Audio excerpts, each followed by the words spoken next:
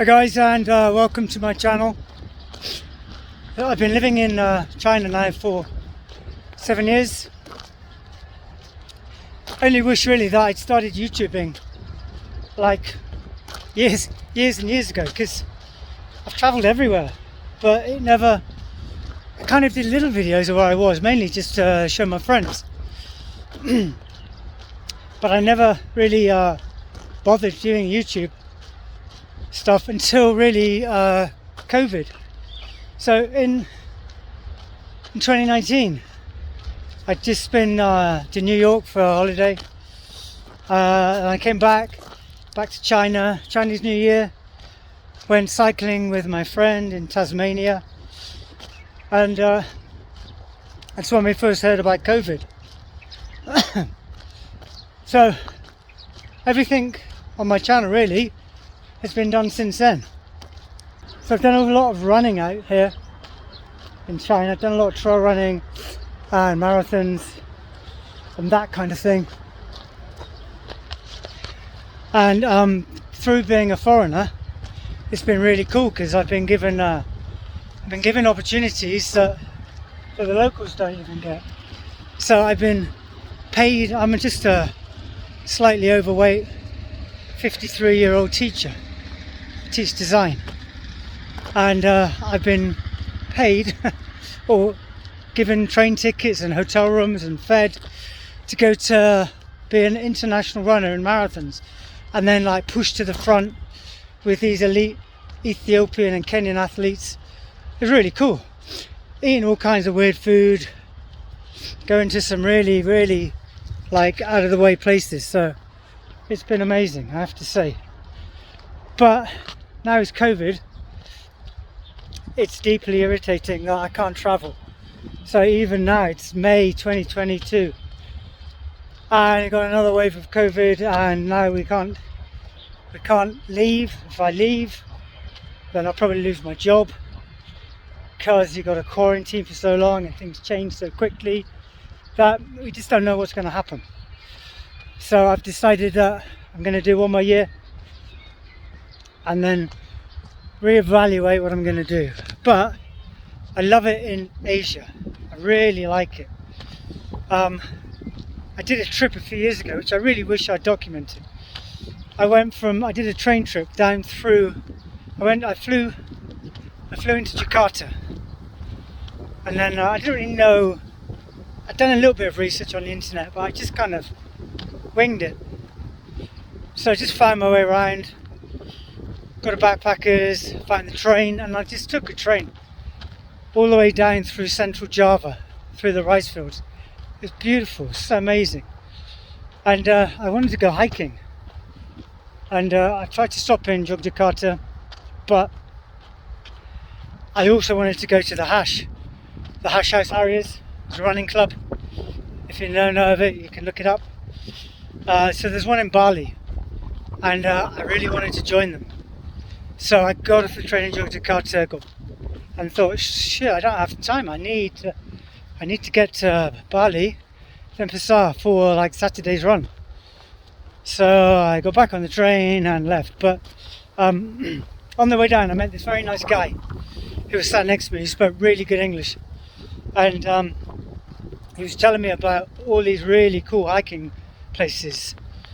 So at one point in the not distant future, I intend on going back and recording that. So how's China? To be honest, I've really enjoyed living in China. It's given me a huge amount of freedom. I mean, it's given me a location to go anywhere in Asia really easily. I could fly out of Beijing affordably and go anywhere in Asia. That was so easy. So I've been to like loads of places, and it was really cool. You know, I did a lot of things. It's really safe. Like I've lived in Africa. I've lived in Kenya and South Africa, and I've travelled a lot across Africa, different countries.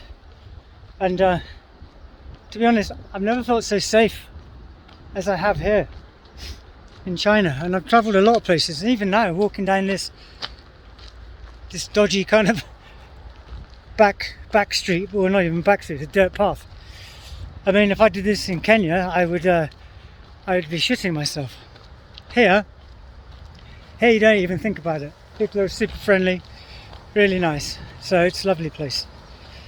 So anyway, I'm just waffling on really, but I'm going to keep recording videos. I've got about another year left in Beijing, in China, and I do a lot of hiking in the mountains around here, so I'll try and do some more videos of getting around, and maybe just some touristy things around Beijing, things to do, and I don't know, things to eat, stuff like that. So if you've got anything you particularly want me to go do, let me know. I'll see if I can do it. Anyway, thanks for watching my videos. I've now got about 85 subscribers, so I'm doing pretty well. I'm kind of doing it really, I'd love to have a lot of subscribers, that'd be awesome, but doing this really for my own entertainment, keep me sane, and really to document my travelling, because I got all this stuff on, so many pictures on hard drives and stuff, so so I decided also, I got Instagram channels, because I do a lot of artwork as well. So I'll put a link to my Instagram. So I've got a personal one. It's the same name as this, Constant Movement. And I've got an art channel called Richard Watts Art and Design. So yeah, just trying to do a few things, keep me busy, and I'd love to just show people how easy it is to get around. When I was younger, I wish I'd known about these things when I was like 25, because, well, that's not true, actually, I did know about them, but it was just a lot harder. And when I was in my 20s, I was kind of really scared to travel alone. I really didn't want to. I went interrailing with a friend of mine, and we went all through Europe, did a lot of things, and then he had to go back to UK for operation, actually, on his groin, funnily enough. So he had to go back, and then I had to make a decision. I really wanted to go to Italy. I've still never been there, and I didn't really want to go on my own, because I just thought, you know, who will I talk to at night? What will I do? And it's not until you start traveling a lot you realize that actually there's a lot of people you can talk to, like everywhere. If you stay in backpackers and things, or just go out of your way to be friendly, people are generally pretty chatty. You meet a lot of people, they share a lot of information, people are generally nice, helpful. So, but I didn't do it. So anyway, when I got to my 30s, I decided that I should really leave England before I get too old, and before I meet someone and marry, have kids, settle down, blah blah blah. And I was working in a school in Salisbury Cathedral School. Some guys came back from a school in Kenya called the Banda, and there was a job advertised for there. So, you know, I just thought, screw it, I'm going to do it. I'm going to apply. And within 3 days, I'd had an interview, been offered a job, and accepted it. And really, I knew nothing about Kenya. I knew nothing about where I was sending myself to. But I have to say, it changed my life, changed my outlook on everything. Probably some of the best moves I've ever made was just taking massive risks and not overthinking it. And like doing things without doing a little bit of research, but not so much. And one of the schools I worked at in London, I worked with a guy there who did a lot of round the world motorbike travel. I won't say his name. But he said, like, a lot of people say that it's impossible. But most things aren't impossible. They just, either they don't want to do it, or they couldn't do it. So I think the answer is, don't really ask people.